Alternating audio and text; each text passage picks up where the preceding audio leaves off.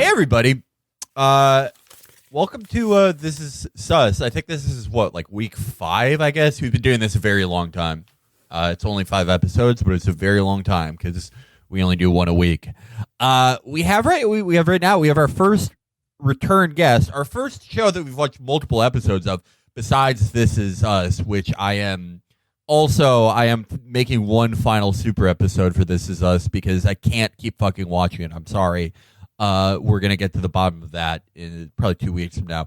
But I am very happy to have back with us my sister, Lucy. Thank you so much for having me back. My pleasure. My pleasure. People say it's our best episode. Oh, that's so nice. Lucy's here to do episode 2 of Council of Dads, which... I mean, I haven't talked to her about it yet, but I think I found it more repulsive than the first episode. Oh, that's so interesting because I found it less repulsive. I think I'm just like, I don't know, like I've come to some kind of understanding with it or something. I will say before we get into it, there were more things that were more like a real show in this second episode. Yes. Oh, that's a really good point. It's like, when I think of the pilot, it's like they invented it out of whole cloth, but it was like cliches put like sewed onto the cloth or something. It was like, what are you thinking? Yeah, you're right. This followed the model of a bad TV show. Yeah, it was. I will say this. I think I get why you liked it more. Like, there was actual conflict in this. Yeah. And in the first episode, it was just like tragedy happens and everyone's like, it's okay. I love my family. Yes. And I think there was a sense of relief that the guy was gone.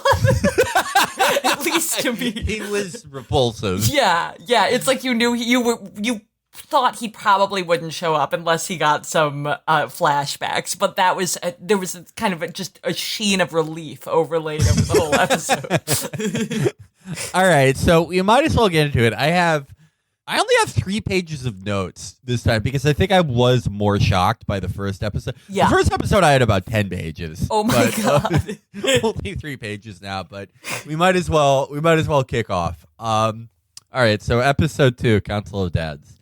The family, which includes JJ, the baby whose name I forgot, I'm sorry, Hope. Charlotte. Hope, thank you. And just to make a quick note, when they named her, the mom was like, I know this is really cheesy, but how about Hope?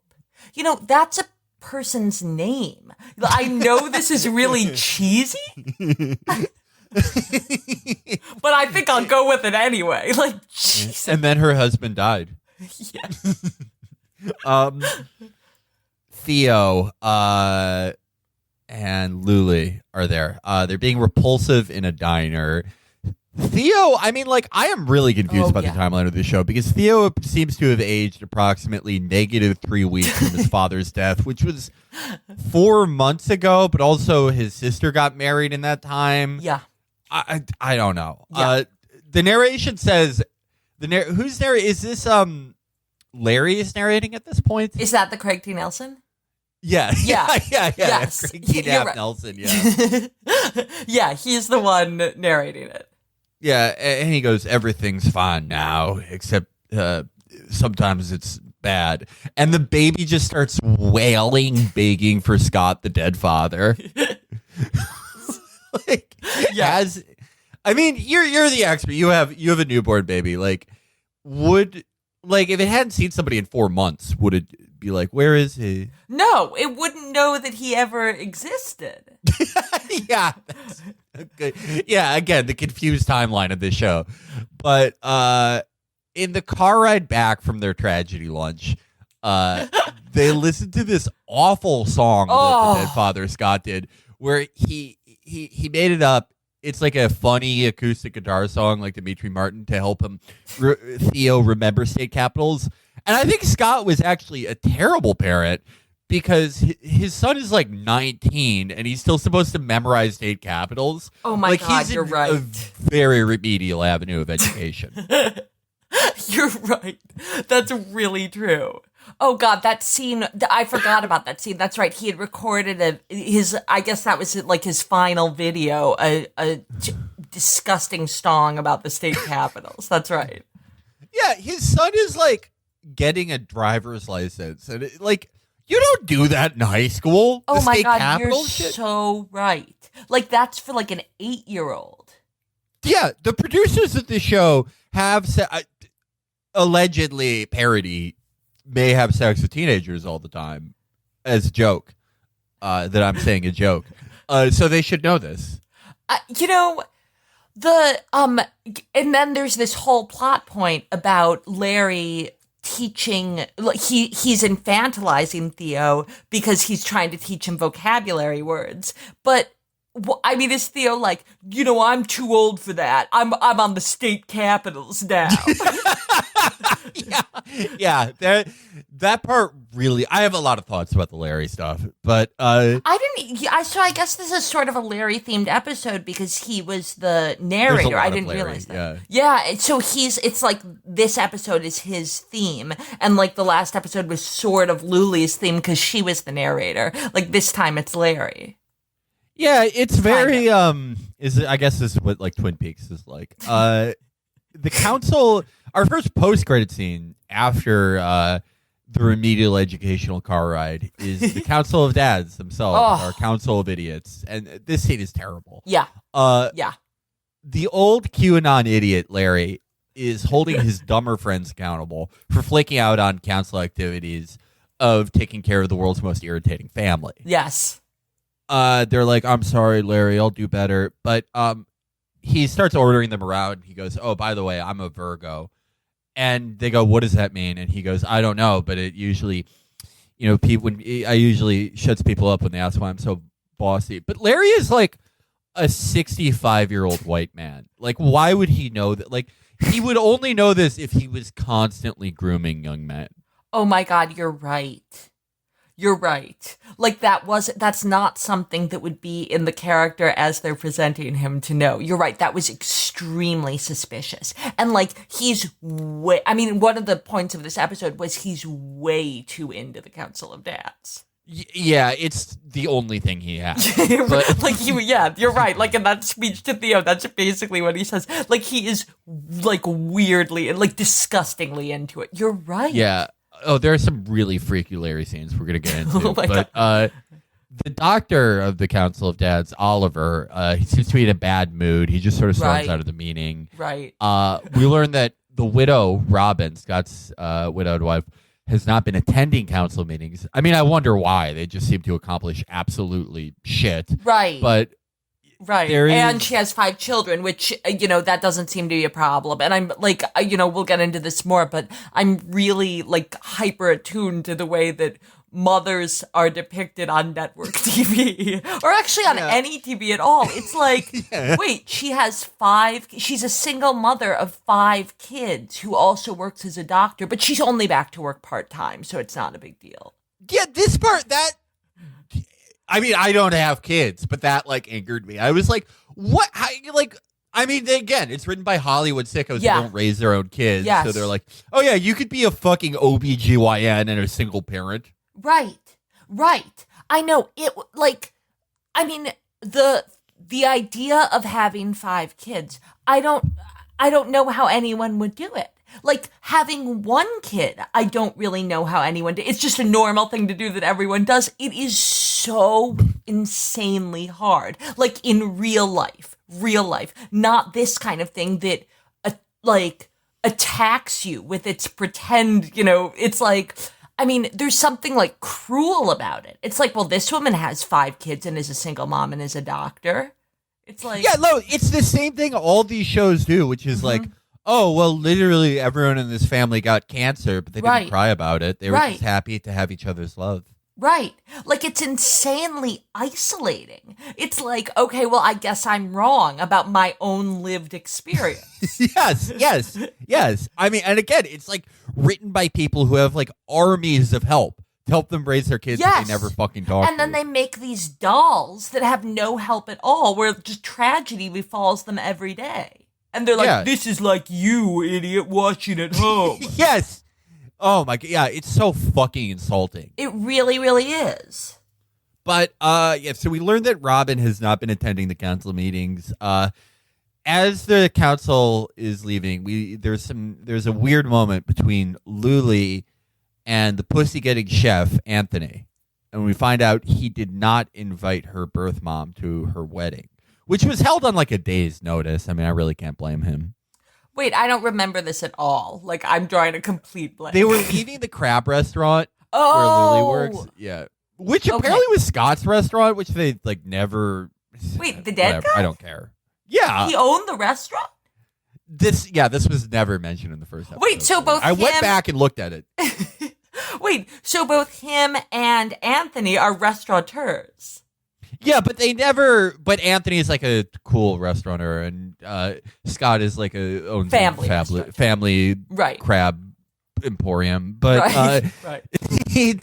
Yeah, she's like, so you just like didn't invite my birth mother, and Anthony goes, I forgot, and it's like. You literally, like, while your dad was dying, you're like, yeah, so I'm getting married with a guy that you met seemingly a week ago, and your first meeting was you guys rapping. Yeah. Like, no one should be at that wedding. Yeah. But wait, and why would it fall to Anthony to invite her birth mom? I mean, we find out later, but it's at that point, why would, I mean, she doesn't know.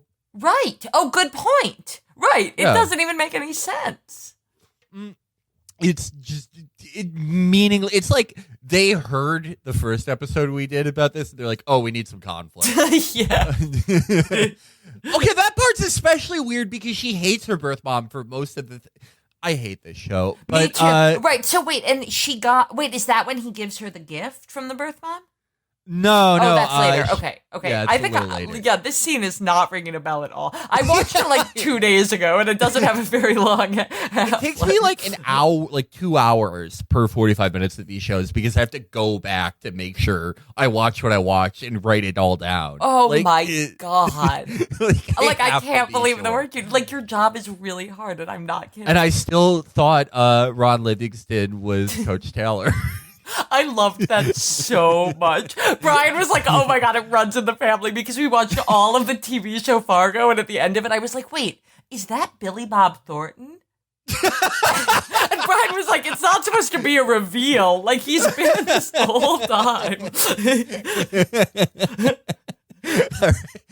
All right. So back in the cancer death house, the annoying youngest son, JJ, bothers Charlotte while she's trying to find her birth parents on 23andMe. Like, these shows are so fucking cruel to adopted. Yes. It's just like, oh yeah, if you're adopted, it's a scar that you have like a spiritual desire to find your birth relatives and parents, and you never feel okay. Yes. You always feel bad. Yes. And it's like they can't just have one character finding their birth mother birth family. Both are doing it in the same episode. It's like they can't let it go. Like, these people don't really belong in the family, but if you think that, you're terrible. Yeah. It's so fucking weird. Like, I've known a ton of people who are adopted, and they have like, it does not appear to be anything like this. No. Yeah. Right. Something like just hounding at their pounding, their psyche to the ground every moment of the day. Like, I know. It's also very telling because, like, the things that are, like, the issues that the people in the family face, it's like, yeah, grief, cancer, death, like, gender dysphoria, and then, like, oh, yeah, being adopted. Oh my God, you're right. Like, everyone has an issue, and hers is being adopted. Yeah. You're right. Like, JJ gets, like, brutally treated by his mom, who, like, or his grandmother, who makes him wear, like, a dress and shit. Like, very awful thing to do to a trans person. They're like, that's, like, just realizing that you're adopted. You're right. Like, they're all flattened out. Like, every trauma or experience is exactly the same. You're completely right. But wait, to go back to that scene where JJ is dressed in the dress by the grandmother, mom watched Council of Dads so that she would understand our show. And she was like, he looked like a mini Gregorian monk. Like, she was like, I didn't even know what was going on. Like, it was like they didn't dress him in like a frilly girl's dress. Like, it was like a gender neutral dress. So it was like anyone watching that scene would like have dysphoria. Yeah, that was Yeah, it was like a monk's robe. It really looked like a monk's robe. So it's like, it was like one of their terrible tricks. So you look at it and be like, okay, it looks kind of strange, but what's the problem? And then they're like, no, you asshole. He's being, misgendered. It's like, okay, I didn't know that. Yeah, I didn't know because the thing that you picked from the prop department is so baffling, like every other goddamn thing on this show. Yes. It's like, you couldn't tell that? Yeah, know? It was... Yeah, I forgot all about the Gregorian dress, but right. I mean, it's like we gave you clues. Like, I'm sorry, I didn't know. Like, yeah. So JJ, of course, actually wanders in while Charlotte is on 23andMe, like finding her relatives. Right. And he doesn't know where Robin is. Everyone's freaking out because they can't find Robin. She's just running. Just having a jog. Right. When she gets back, JJ cloyingly tells her that Scott was going to teach him how to ride a bike, but then died.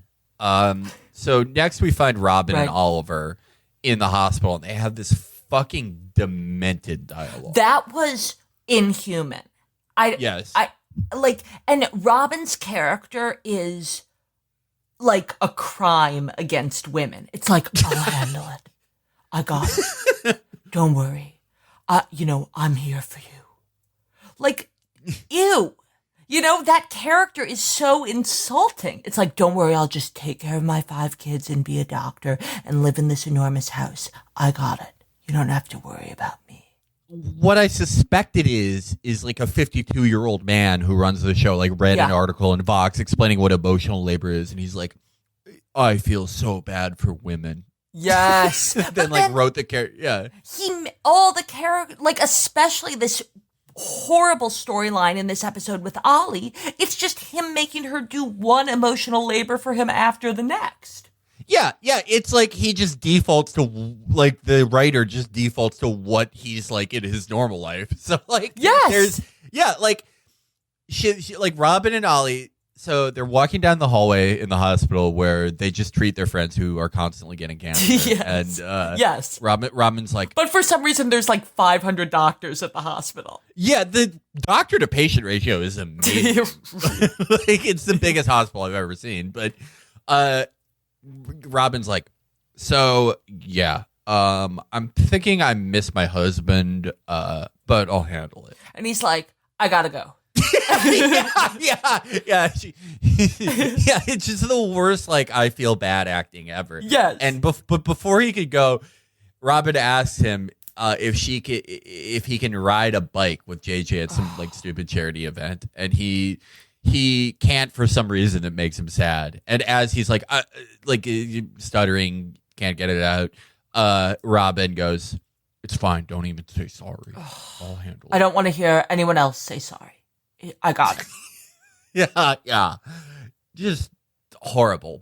But the next scene really raises the stakes of being insane. He's giving a seminar, a morbidity seminar, where the hospital evaluates itself over whether they could have saved Scott. Right. And his speech begins, "Hello, all the doctors in this hospital. Welcome to a regular seminar that we give at this hospital regarding whether or not I could have saved the patient." Hello, all the doctors in the hospital. That is like dialogue writing on par with when Mancow said, "Hello, is this pharmacist?" That is fucking amazing. I didn't even write that down. I think that just eluded my brain recording it. Like, it was insane. And then, in case we had missed that scene, he explained several more times throughout the episode what that lecture was all about. Yeah, I mean, I was going to ask my friend who's a nurse in Detroit if this is a real thing, but I was like, I don't want to bother him. I don't want him to know about this. So I avoided it. I'm just assuming it's not a real thing. Yeah, no, I assume it isn't. Like, wouldn't there be, like, all these liability issues? Like, if you come to the conclusion that you could have saved the patient and there's, like, a record of it, wouldn't the insurance company sue you for malpractice? Malpractice? Yeah. Probably. I mean, I maybe I'll ask my friend now. Yeah, I don't know. I mean, right, just because it was in this TV show, I was like, that's not real. Like, Yeah, no one that's would my ever do that. immediate impulse. Yeah. With the show, like I don't even think people get adopted anymore. I know they do, but like the show makes me think not. So, all the doctors like raise their hand, and I guess they're gonna figure out if he's a bad doctor or not. Right. Lily comes home to her husband Evan, who's dressed like a Heaven's Gate member. Oh my god, he really is. He's just wearing like a plain sweatshirt and like shoes that he's never walked outside with. God, that is so true. Like, what's that to show that he's just like a regular person? Yeah, that was his wardrobe choices are like, okay, is he in third grade? Like, what the fuck? You're so right. Like, oh god, that is so true. And he was wearing like some kind of like what, khakis or something, I think? Yeah. His character is, I'm not even gonna say underdeveloped. It's just not a character. No, like, it isn't anything at all. It's just like he's her husband. Like, did they even bother to give him a name? Like, I don't know his name. Yeah, I had to look up that his name was Evan. Oh. But like he's just like a bumper for Lily. Yeah. Like he's just like, if Lily was a pinball, he's a bumper. He has no other characteristics. Completely. But he's laid out their current apartment. Like they're planning. They're like, we need to put him in a fresh set of clothes. Like, that's just like clothes. Yeah, he's treated like an invalid from the 18th century in a sanitarium. He's laid out their current apartment like they're planning to lay out like their future trendy Brooklyn shithole because they got approved for a lease. Yeah, that was very in New understanding of poverty, I thought. Our credit got approved. Yeah, I mean, amazing. The town dullard and the rich doctor's daughter passed a credit check. Just amazing. Yes. They have a really annoying conversation about moving to New York. Evan really asks, it was horrible. Like it was like the jokes my friends make where they're like, oh yeah, Felix isn't on yet. He has to go to the Empire State Building and then the Statue of Liberty. That's what it was like. They were but with no degree of irony. That. Right. They were like, imagine that outside is New York. Hey, I can see the Statue of Liberty from here. It was that. Yeah, it was like, have you ever seen that movie, The Island, with Scarlett Johansson and Ewan McGregor? No. It's kind of an interesting movie. It's like very middling sci-fi, but the concept's interesting. And it's like these people, they make these perfect genetic specimens to be like living organ farms for the super rich in the future. Oh, but they don't know they're doing that. But because they grow up in this weird sort of antiseptic place where they can't get sick and they're just meant to keep the organs healthy. They're all like adults, but their mental age is about 14, and it's about like them two people escaping from there.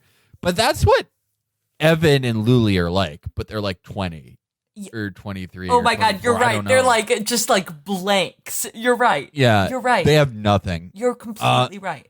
Yeah, they have that annoying conversation about New York, and Evan asks her like, "Okay, do you still want to move to New York?" And Lily says yes, but in an annoying way that means she kind of doesn't want to, which is how every character says yes in this show. That is so true.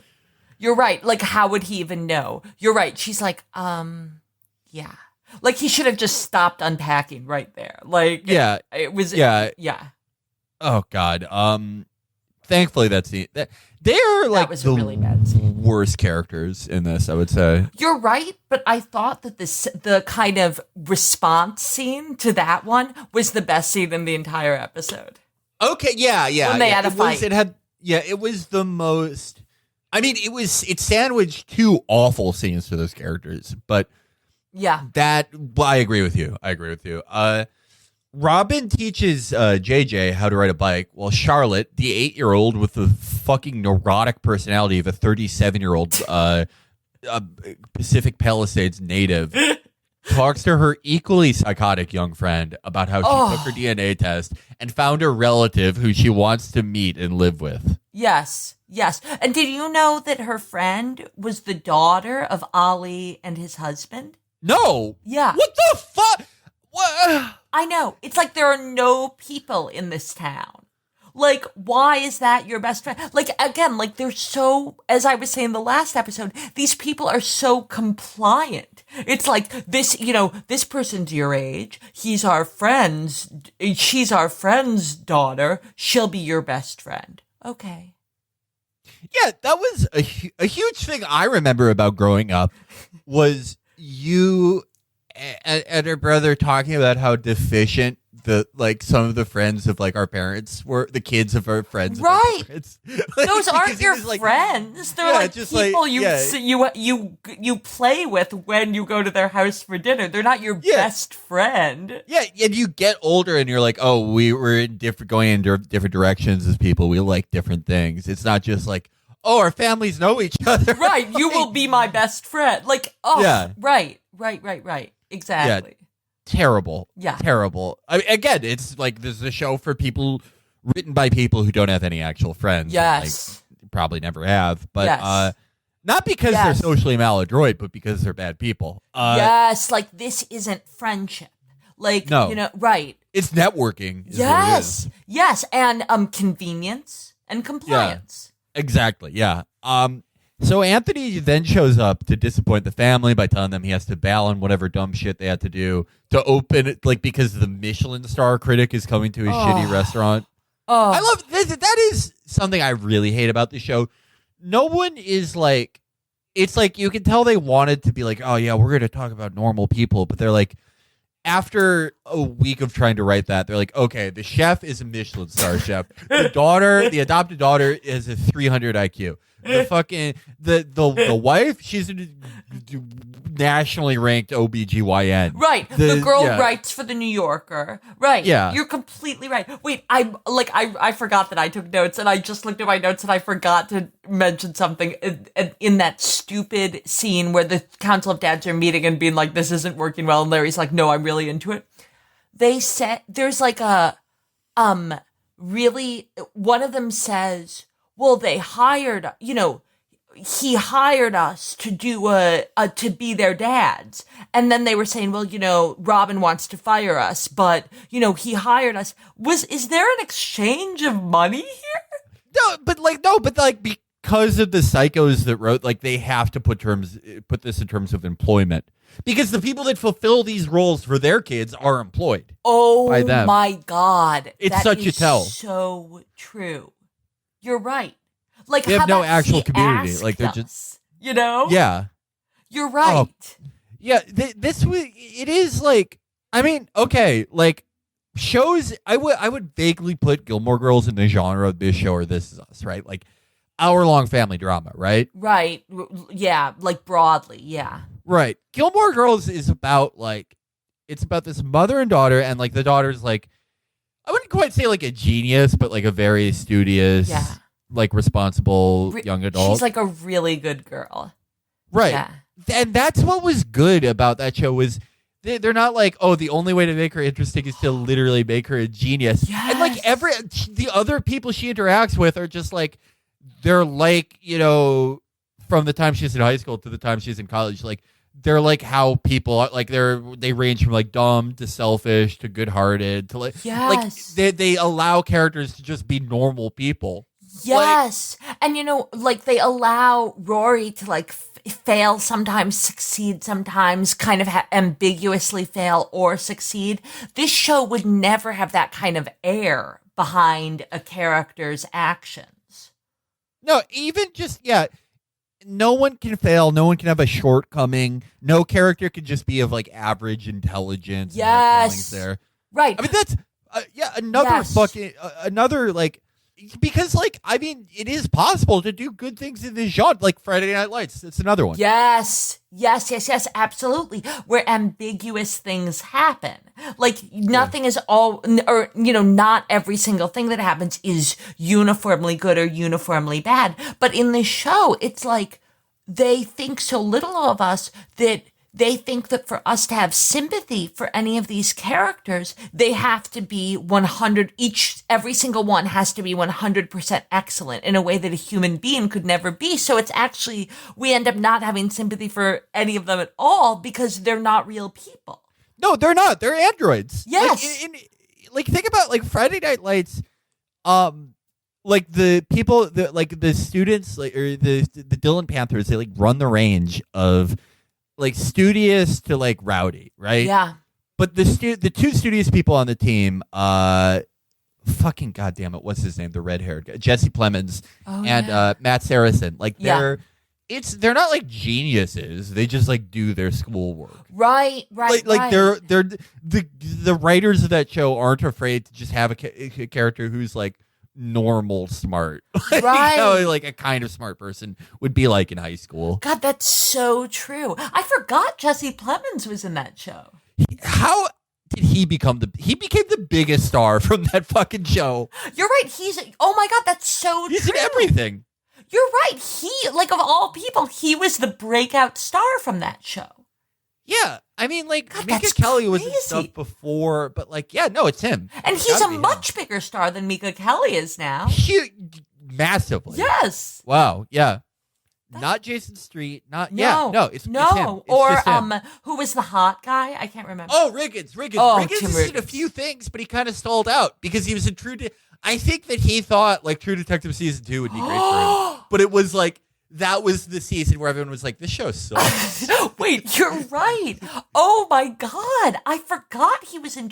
Oh, and that's like it's like the worst interpretation of him that he would be in that. Like, that sucks for him. That sucks. I really like him as an actor. That sucks. Oh, he was amazing in Friday Night Lights. He was so good. Man, that show is fucking. You know that Michael wants to do like a Friday Night Lights episode of this. Oh my God, that would be amazing. I think we got to do it. Good. It's so. I think if he still wants to do it, I think we have to do it. I love that show so much. Me too. There's an absolutely beautiful poem about Tim Riggins. I'll send it to you. Okay, great. It is so beautiful. I can't wait to read it. Yeah. Now we have to go back to this awful show. Okay. Right. God damn it. So,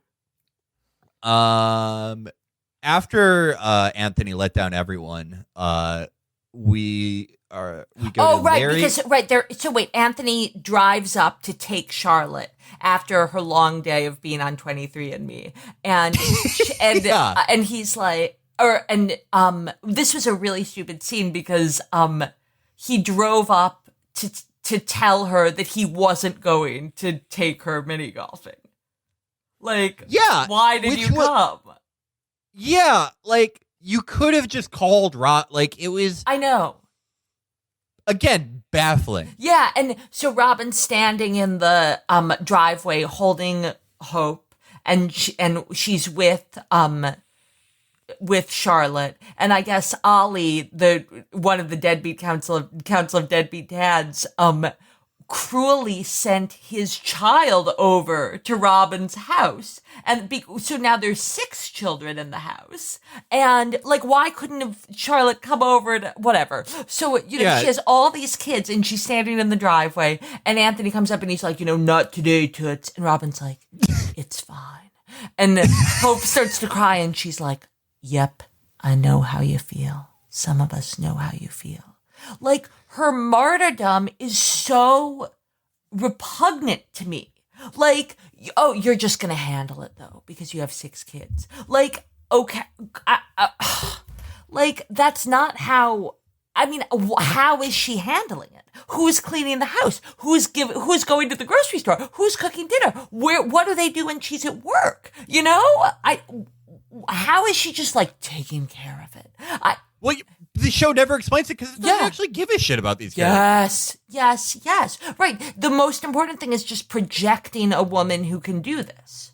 Yeah. I mean, it does kind of come full circle because remember Scott like doing that disgusting RBG cheer? It's like, oh, that's like how they see women. It's just like a desexualized, depersonalized avatar of competence. Yes. We're just like, it's just like these sort of shitty liberal men being like, us men are so stupid. You women can take care of it. Yes. And it's like, oh, you just like, you have no interest in anyone's human development or community or anything. You're just giving up because of some weird, like actually very regressive gender theory. Yes. And like doing this thing of women are so strong, this strong woman, look at her.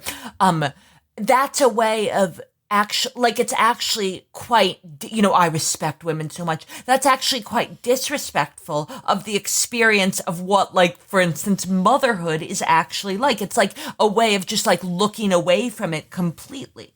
Women are strong. I don't fucking know what any of it is all about, and I don't want to know. Ew.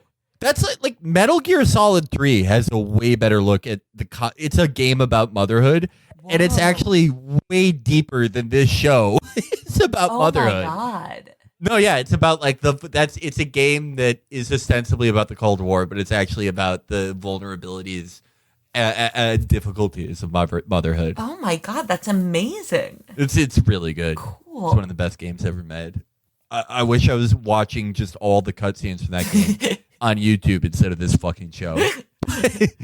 But Theo and Oliver or Larry and Theo are in the cancer house. Theo's, of course, the bad son, and they're carrying groceries. I guess like Larry gets the groceries, and this is also presumably after Larry watched Theo jack off in a truck or something.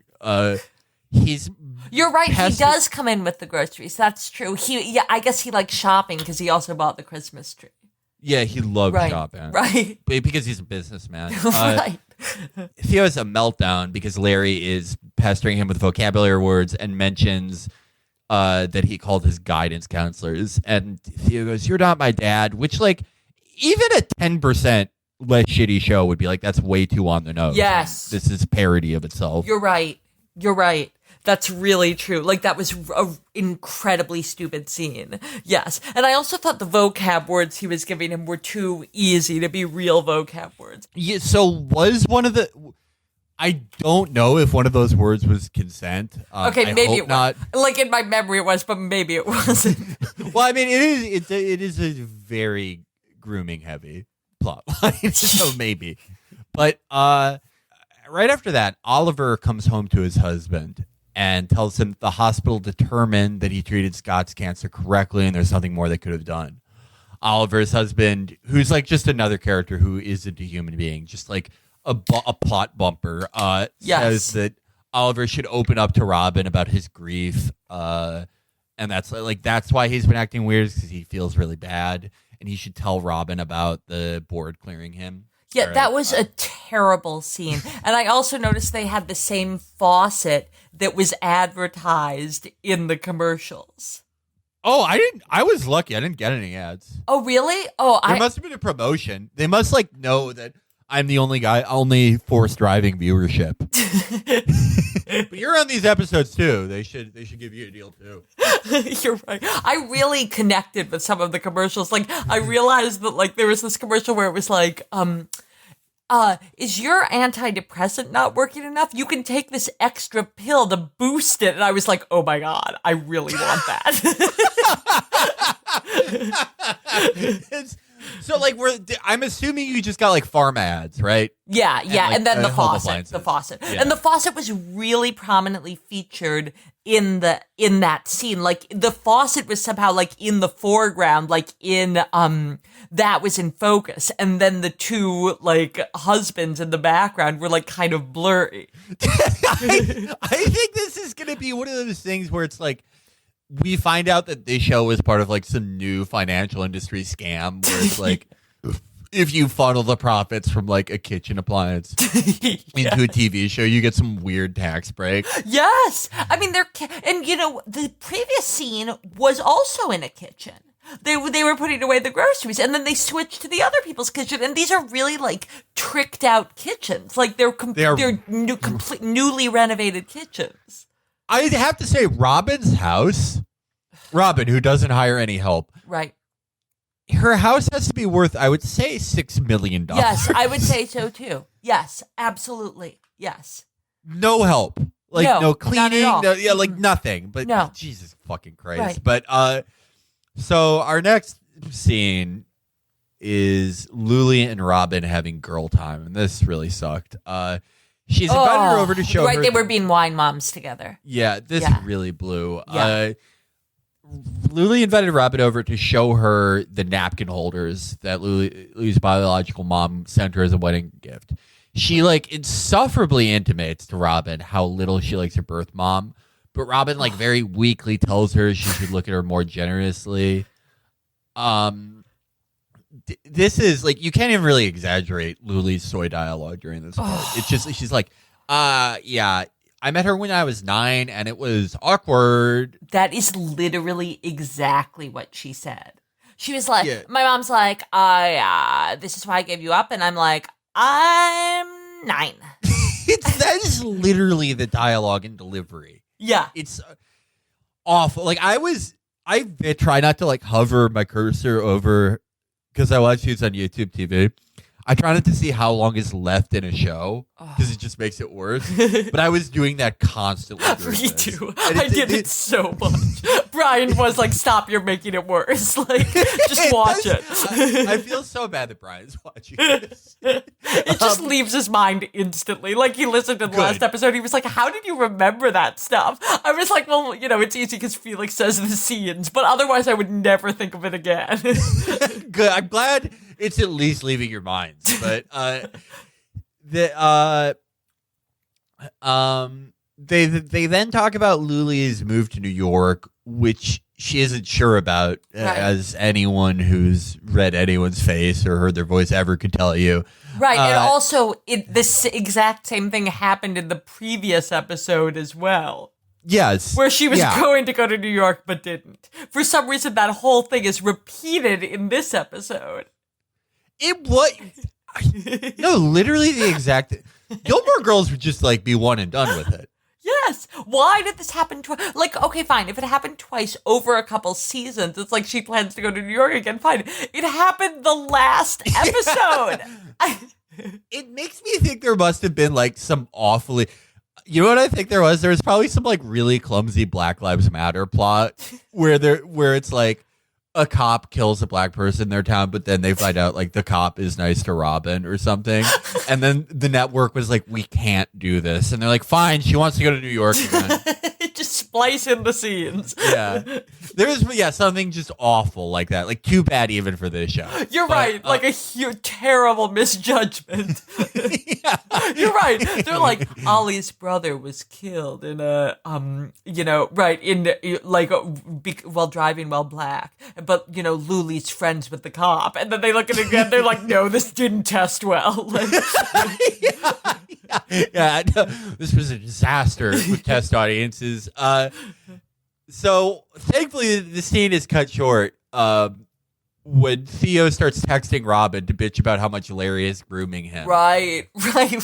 So Robin leaves to go confront Larry. She's like, this Larry, is not okay. Stop having sex with my son. Oh my God, you're right. Oh my God, I wasn't even thinking about our suspicions about Larry during this. You're completely right. No, this scene blew them open because she's bitching Larry out for the council's like immense failures. Like they don't seem to accomplish anything. No, they're never they make there it for the worse, family. and they push her emotion. They make her do emotional labor. Yeah, I mean, but the only guy who actually shows up for his designated kid is Larry. And while Robin's like, no more counsel, like you guys have failed at everything. He's like crying. He's like, Robin, no, please let me just text Theo. Can I just text Theo? No pictures, I promise. Just text. But it's insane. He's like this like stoic old man is like practically crying, and he's like, don't end it. No. We'll do it right, please. I want to hang out with Theo. You're right. He's like begging her. Yeah, and she's like, no more. You're done. It's very weird. It's a very fucking weird scene. You're completely right. And I didn't even notice that Theo, for some unknown reason, is his designated child. It's 3 dads and 5 children, so it really shouldn't be a 1-to-1 thing. But it's just it goes without saying that him and Theo are the pair. Yeah, he only does things with Theo. It's so fucking weird. So I've been excited to hear what you had to say about this scene specifically, because it's the next morning, the first morning without the council. Robin is literally wearing a garbage bag to prevent herself from getting messy while making the family's breakfast. Like, this isn't even a submental child wouldn't do that, much less like a doctor mother of 5. I know. Oh my God. I hated that. I wrote in my notes, I looked down and I see it says the garbage bag, period. Yeah, it's like Homer Simpson would do that. Yeah. Like, that's a Peter Griffin thing. Like, what the? Even they would wear an apron, but it's like, is it like to show that she's not a good, like she's not good at like domesticity, or like what the fuck was the point of this? I have no idea. And it was so disingenuous. Right, so she was feeding the baby and she had a garbage bag on to protect her. But it was like when JJ wore the Gregorian monk outfit. It's like you don't know what you're looking at because they've just done it wrong. So it's like the garbage bag actually looked kind of like sexy and good. Like it was like one of those like really like black garbage bags with the cinching. So it looked like she was just wearing a dress. Yeah, they're really high quality ones, which of course they have those because they're, rich for no reason. Yeah. And right, so yeah, it was like, I mean, it looked like a fancy dress. It like she had kind of like, it was sort of nipped at the waist and it had kind of cute cap sleeves, but then it turned out to be a garbage bag. I was like, well, it looks good. And like if I wore a garbage bag, I would just like, first of all, we have the white ones with none of the like cinching because we're poor. But like, I think I would, first of all, I wouldn't wear a garbage bag when interacting with my child to protect myself from my child. But if I did, it would be like, I would probably just like either like lay it over my front or like maybe poke a hole in the top and put my head in, but it wouldn't look cute. Like she had it looking cute. Yeah, it's like they don't know what they're supposed to accomplish in any scene visually. But yes. Yeah, she tries to delegate responsibilities to her family, Sans counsel. Right. And she's like, and everyone's like, well, that sounds like something Larry would like to do. Yeah. Theo's having trouble getting his pants on. Let's get Larry in here.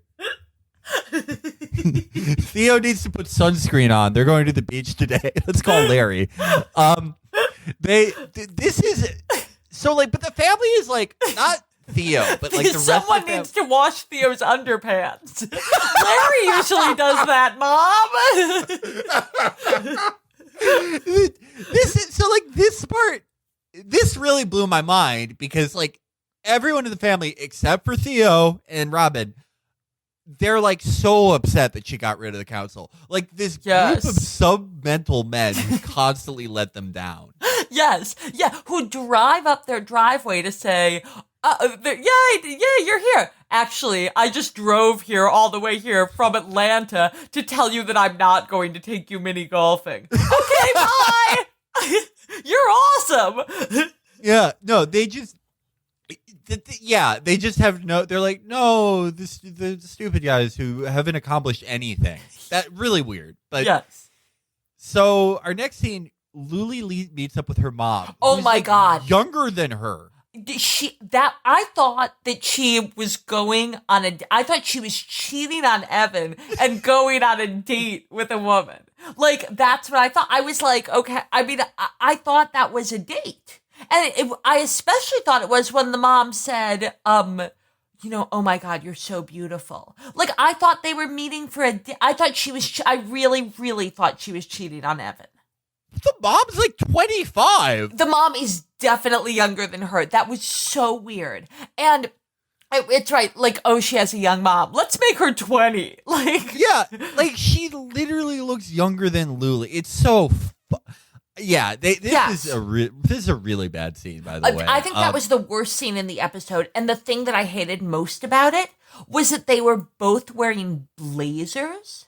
Like, that was weird. Pathetic. Like, you two losers. Like, if you're going to meet someone, like, I'm sorry, that's like not something any sentient human being would do. You're meeting someone for coffee and you're wearing neither of you have the kind of job where you have to wear a blazer. You're just voluntarily wearing like a chic blazer from Express or something. Like to just meet someone in your private life.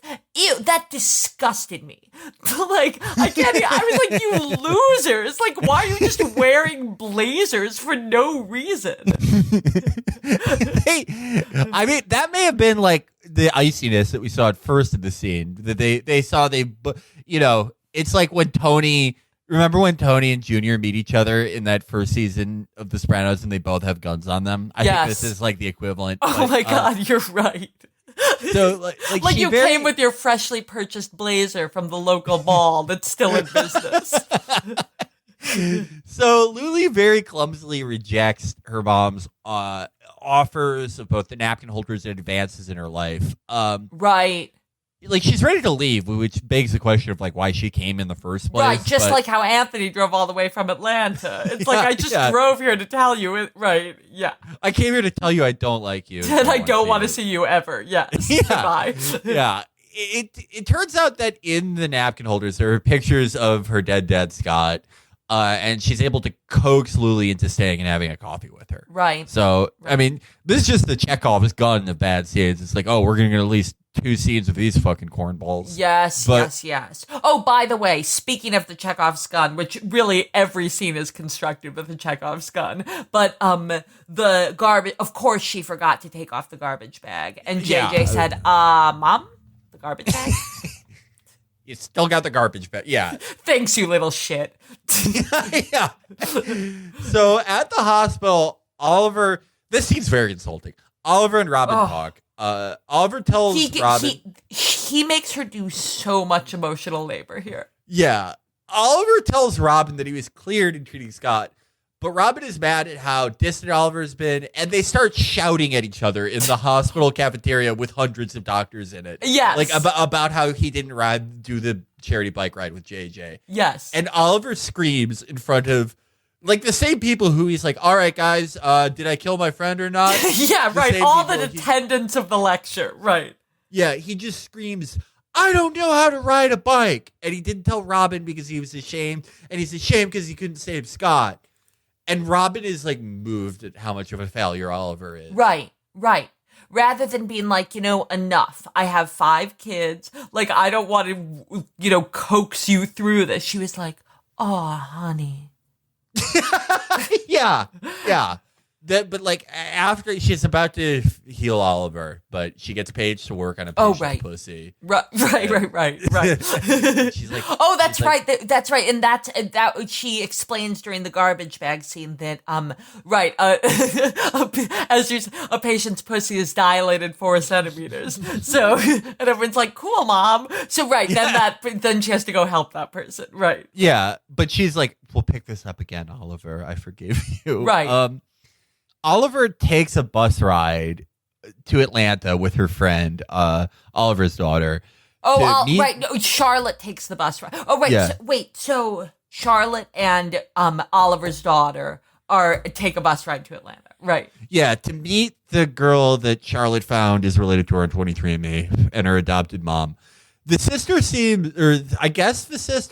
relative. Some kind of relative. I don't know. Yeah. Seems like correctly, absolutely disgusted with Charlotte. Charlotte's like, yes. So I spit in a vial and we're kind of related. Oh, you're right. And the girl's like just looking at her with a stony-eyed glare. I was like, yes. Yeah. Finally, this family gets what they fucking deserve.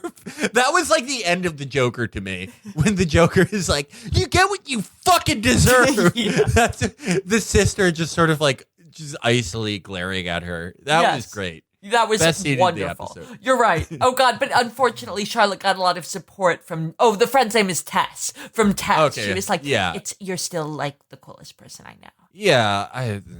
But back at the restaurant, Lilly's mom tells the origin stories of her napkin holders, which is, I guess, Scott's family would never have dinner. I think that's what... Wait, go ahead. That's like what they think a poor family is like. Completely. But we don't hear anything about that because the mom is like, your dad's family was. And Lilly says, not great. Like, she doesn't, it's like, if it's not great, I don't want to fucking hear it. Yeah. She asked Lilly if she wants to know why she was given up, and Lilly immediately shuts it down. Yes. Even though they're like kind of having a moment. Right. So back in the hospital, they're in the room where Oliver did the, cancer board thing, and Robin tells Oliver to forgive himself for Scott's death. They stare at a giant projected image of Scott. I know. On the wall. Like, that was insane. And then they have this like heart to heart, and Oliver's like, this is gonna sound weird, but I miss him. Yes. He goes, this is going to sound weird, but I miss his voice. It's like, that's one of the first things you miss about someone who dies. Like, why would that, that was so, and he paused for such a long time. He's like, this is going to sound weird, but, and then he allows her to take some of his emotional labor. She's like, no, tell me. And he's like, I miss his voice. Like, why would that be weird? And especially since the guy was a singer. Like, he wrote that terrible song. Like, that's like one of the big nostalgia triggers you have is like someone's voice. Again, no one in the show has ever missed anyone who's died in their lives. Right. He's displaying something that is, somewhere in the neighborhood of a human emotion. And he has to preface it by being like, this is going to sound really fucked up, but I actually miss his voice. Like, I thought, it'd be one thing if he was like, I miss his feet or something. Like, yeah. Well, that's Larry. But Larry comes into the room and he's like, I miss Theo's feet when I even just spend one day away from him. I want to, those experiments they do where it's like they have a bunch of chimps and like it's not like chimps in a lab, but like in nature they observe if like one of the chimps die, how they react to death. And it's like what they found out is that like a lot of higher primates understand what death is and they have grief, but like deer, if a deer dies in front of other deer, they don't know what's going on and they freak out. Wow. I want to see how the writers of the show would respond if one of them died. I think it would be like the deer because they clearly don't understand what death is. Or loss or grief. They would not react like primates. No, you're totally right. Yeah, this scene ends as Robin and Oliver like have the conversation about how annoying and unfunny Scott is. I mean, played like wasn't he so great? But it's like no, Scott sucked. I'm glad he's not around. Yes, but and everyone is. Yeah, he's very glad to lose him. We then see Larry teaching JJ how to ride a bike, which I guess means the council is back. Like, scene missing, right? Or Larry is just freelance grooming. Larry then goes fishing with Theo, and they have a conversation. This part's fucking nuts. Larry's like, listen, Theo, my wife left me. My kids hate me. I never talk to them. I'm very lonely. You're right, and Theo has exactly the same reaction that he did in last episode. Oh my god, like everything is the same as the last episode. It's like this already happened last episode. Yeah, literally, they had this conversation, and Theo's like, all right. Cool, man. Yeah, that's so cool. Yeah. So then they're like back at it, like they're like jokingly adversarial relationship where Larry gives him vocabulary words and like asks for him to sit on his ass to fix a break in his back or whatever. And they don't even go fishing. Like after that 2.5 minute conversation, they just pack up all the gear and head home. Yes, like what the fuck? Why were they there? It's like, that's why this show, I know the show is a tax break because every scene is like, they had to rent out like a rich guy's private lake or some shit. Yes. And it's like, they didn't even have to be there. They could have been in a fucking tool shed. Oh my God, you're right. And it is in Georgia. That's one of the tax break states. Brian Kemp is making money off this dog shit. Like, I need Lee Fong to report on this show. Lee, if you are listening, please like look into this show. I'm sure there's some fucking dark money kicking around. We need to find the like geolocation for that pier they were on. Like, whose pier is that? The only people that can end this show are either the viewers not watching it or Lee Fong finding out that it's a scam. Lee, we really need you. I don't want to. I hate this show. Please. So at Anthony's restaurant, Charlotte and her crew come by.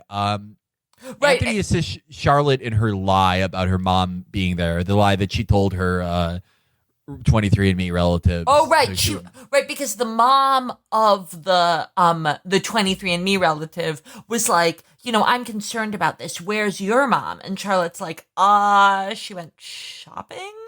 And the mom was like, okay, well, let's go to where she is so that we're okay with this. And so she was like, well, she's at a restaurant. And the restaurant was Anthony's restaurant. Yeah. But it's the very night that the Michelin star people are supposed to come. Yeah. It would be funny if they just made it, again, this would, God forbid you make this show more human and interesting. It would, it's something funny you could do with that, B-plot is there's just a really annoying big Yelp user. Be more, I don't know. You're right. No, he's a fucking Michelin star chef, of course. Right. Oh my God. Exactly. Right. You're right. Or what if Anthony didn't drop everything for the Michelin star people and was like, no, sorry, you're on your own. I said I care about this Michelin star. Yeah. I mean, he finally does. He realizes that he's being bad, and he Charlotte's like, thank you for being so cool, and he goes, I'm not that cool. I'm gonna tell your mom, and I'm driving you back to your house. And Anthony decides to skip the critics' Michelin star visit and drive Charlotte and her annoying friend back home. Right. Lilly tells Evan she doesn't want to move to New York and instead write a boring essay about her dad. Right. She's going to stay home to write an essay. That is literally what she says. She wants to write an essay, a 5-page double-spaced essay about her dad. Forget moving to New York. I've got an essay to write. But actually, I really did think that was the best scene of the entire episode because Evan was like, you said yesterday you wanted to move to New York. And she didn't really have an explanation because they couldn't think of something for her to say. She was like, well, I don't know what I think. All I know is I don't want to move to New York. I want to write this 5-page essay.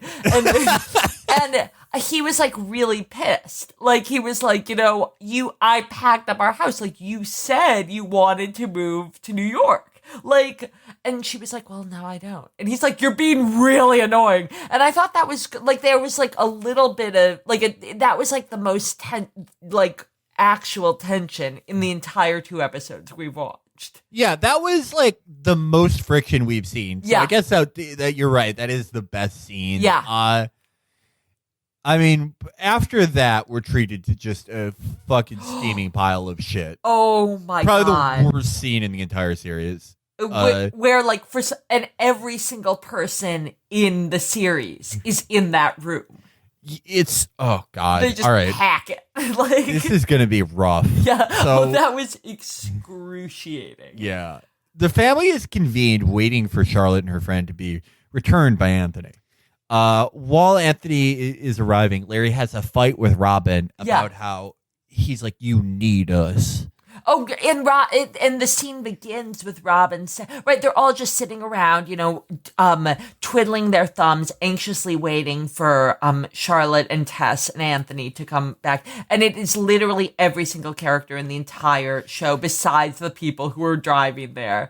And Robin opens the scene by being like, "I should have seen this coming." And Larry goes, "Yeah, you should have." It's like you should have seen it coming. That she would do a 23andMe and try to escape to Atlanta and go to Anthony's restaurant on the night of the Michelin star and have him drive her back with Tess. Why should you have seen this coming? And and Larry is way, way too into this.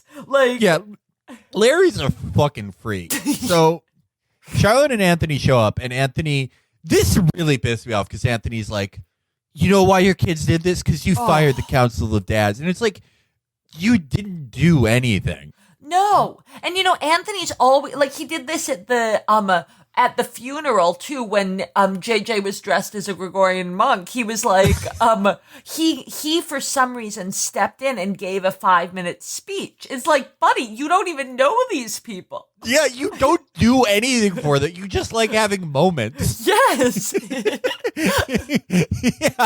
Yeah. He's like, what Charlotte needs right now. And he did the exact same thing with JJ at the service. He's like, JJ is one of the bravest young children on God's green earth and blah, blah, blah, blah, blah. Like, he did the same thing with Charlotte. He's like, what Charlotte needs right now isn't what JJ needs, or what Lilly needs, or what your other fucking children whose names I can't think of need. She needs to know that her mother is going to be there for her. And Robin's like, oh, okay. It's like, why are you letting this man who doesn't have any children, who wouldn't even take your child mini golfing once after your husband died, lecture you about what your own daughter needs? Yeah, no, Robin is so fucking compliant. Yeah, if I was Robin and this guy was, I'd be like, well, what the fuck have you done, asshole? Yeah, like you couldn't take one of my children mini golfing for in a single afternoon. I have all 5 of them all the time. Yeah, but like, because every character is totally compliant, she's like, you're right. And Anthony goes, come on, Charlotte, tell her. And Charlotte goes, I feel scared because I lost one set of parents already. And what would happen if you died? I hate Charlotte. Yeah. She's such a gross nerd.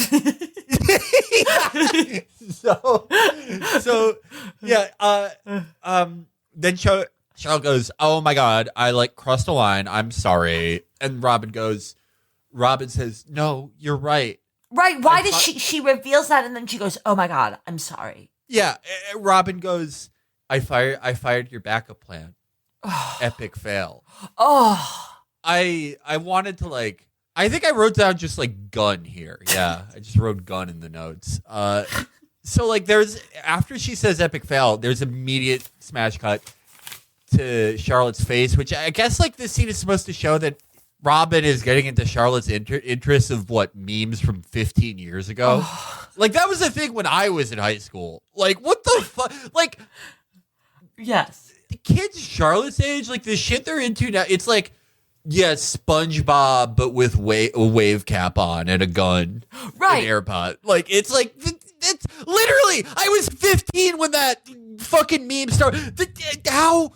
I know. She wouldn't say that if she was supposed to be a hip, fucking computer zoomer. God damn it. Fuck this show. I know. And she's exhibiting the same psychotic behavior as she did last episode when her dad was like, RBG, RBG. And she just she loved it. She couldn't get enough of it. It's yeah. It delighted her. Yeah. The idea that this child would have any friends, even one hired by her family, apparently, it's not credible. It isn't at all. So Lilly and Evan then show up to the, family convention that they're having. Yes. To announce to them that they're not moving to New York. Which was actually very selfish because Charlotte was having a moment of her own. But then But Evan hadn't even, oh my God, this show is so sexist. Evan hadn't told Lilly that they were not moving to New York. Yeah, they my hadn't God, ever that's even right. discussed it. He just walked out and said, I have an announcement, everyone. And they're like, what? And he's like, we're not moving to New York. And Lilly was like, what? So they were moving to New York for her pretend career at the New Yorker, which I still think she's just trying to figure out. When the subscription place just calls you back, that doesn't mean you have a job. But I guess they're moving there for that. And so she's ambivalent about it, doesn't know whether or not she wants to go. And he just decided that good news, they're not going to go. Yeah, fucking baffling. Yes. Also, it's if you saw every member of the family and the extended cast of the family in one room, wouldn't you be like, oh no, did someone get cancer again? Oh my gosh, you're right. You're right. This is a very tragedy-stricken family.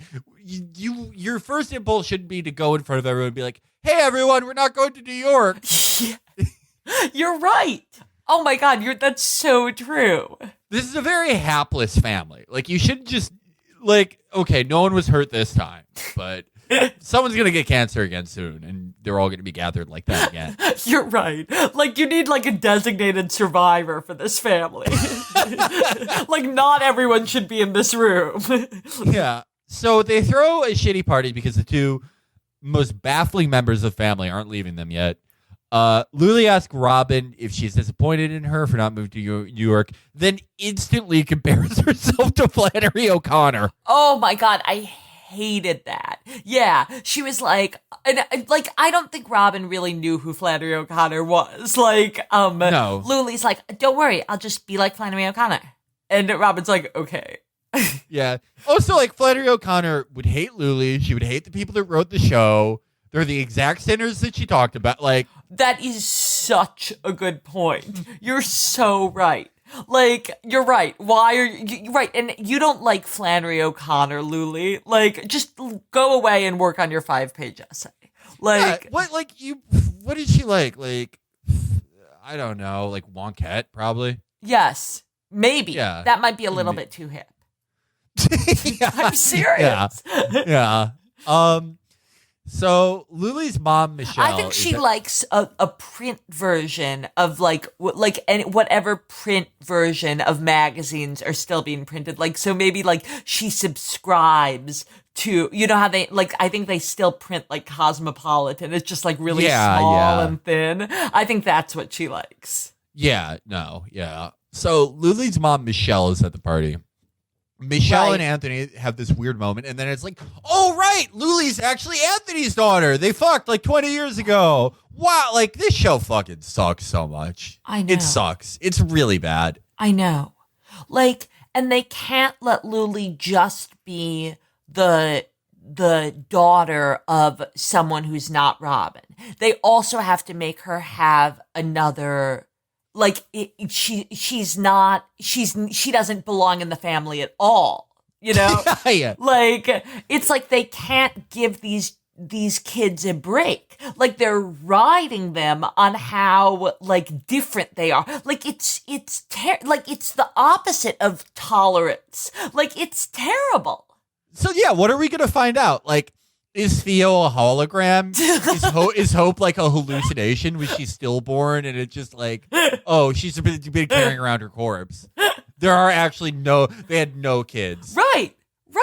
I mean, like, leave her alone. Like, it's enough that she, you know, is like, she's another race than the rest of the family. She, you know, she has a different mother. Like, can't you leave it at that? You have to keep hammering it in again. No, she doesn't, she belongs even less than you might think. Like, yeah. Jeez. It's like really beaten. They're really beating you over the fucking head. Yes. But then it's like, you know, she doesn't belong at all. If you think she doesn't belong at all, you're a monster.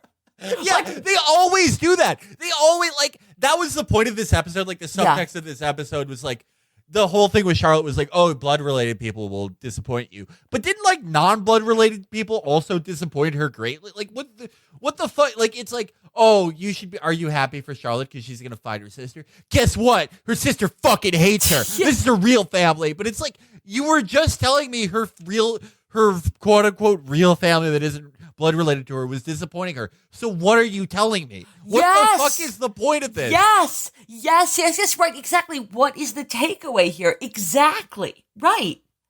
Oh. That they just need infinite chances? Well, shouldn't, like, her biological sister get infinite chances? What the fuck is your point? Right. No, I think it's just this, like, they just want to, like, they want us to feel, or I guess, you know, you're supposed to feel good about yourself that you're watching this diverse family. And every second of every interaction, you have to be reminded again and again how diverse they are. And if you've forgotten, or if they seem to settle into something, they need something else to happen to give them more diversity points so that your, you know, endorphins are triggered again by how good a person you are watching this diverse family. Yeah, no, it's someone who just They love getting the rush of adding new bullet points to the fucking character. Exactly. And with each successive bullet point, the character becomes less of a human being. Like, No, yeah, they just have things happen to them. yes. So at the end, after this bombshell revelation, Right. there's a weirdly comical but supposedly heartwarming scene of Oliver learning how to ride a bike. Oh. And then Again. Larry's narration. Every single character was in that scene. Yes. Like, if Yes. you are an adult, do adults even have to learn how to ride a bike? Like, can't you just, like, you probably don't, the learning curve probably isn't as high as when you're a kid, right? Like, you probably could just do it, I would think. Like, after a few tries? I don't know. I mean, I don't know why he has to learn how to ride a bike. Like, he's whatever. I know. Larry's narration closes us out saying that the council needs the family as much as the family needs them. Well, that's certainly true for you, Larry. It's the only thing keeping you going, pal. Produced by Jerry Bruckheimer. The end. Yeah, this was, you're right. Yeah.